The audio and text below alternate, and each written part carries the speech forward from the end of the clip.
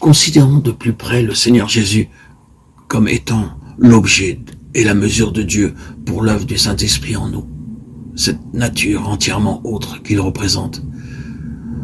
Et il y a un certain nombre de passages qui tous insistent sur la vérité. Ces passages des évangiles doivent être certainement avoir joué un rôle dans l'éducation des disciples.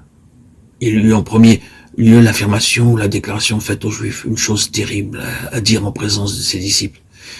Il y avait là des Juifs qui avaient fait profession de croire.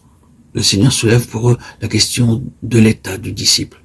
Il dit à ces Juifs qui avaient cru à lui. Il n'est pas dit qu'ils aient cru en lui. Si vous demeurez dans ma parole, vous êtes véritablement mes disciples. Vous connaîtrez la vérité, et la vérité vous affranchira.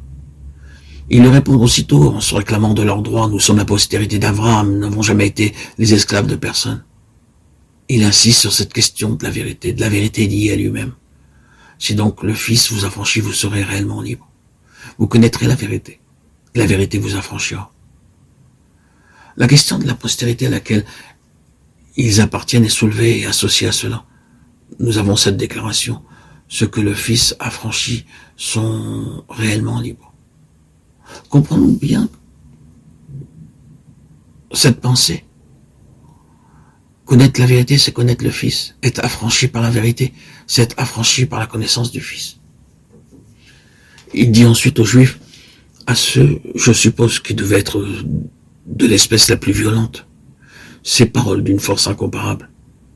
Le Père dont vous êtes issus, c'est le diable, et voulait accomplir le désir de votre Père.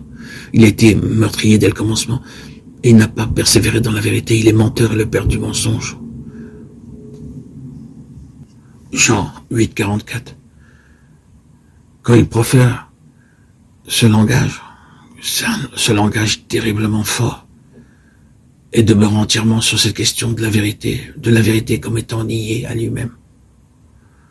Ensuite, lorsque nous arrivons au chapitre 14, il est seul avec ses disciples. Et Philippe lui demande, Seigneur, montre-nous le Père et cela nous suffit. La réponse est alors, il y a si longtemps que je suis avec vous et tu ne m'as pas connu, Philippe. Celui qui m'a vu a vu le Père. Puis vient encore une autre question dans l'école. Seigneur, nous savons où tu vas. Comment serions-nous dans le chemin? Je suis le chemin, la vérité. Je suis la vérité. La vérité, ce n'est pas une chose. La vérité, c'est une personne. Oui, tout cela se trouve dans l'école de Christ et prouve le fait que Christ est la vérité.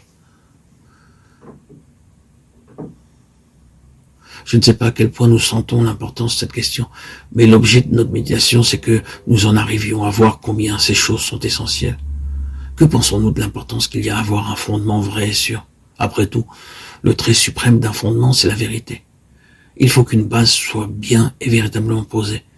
Il aura à prendre une bien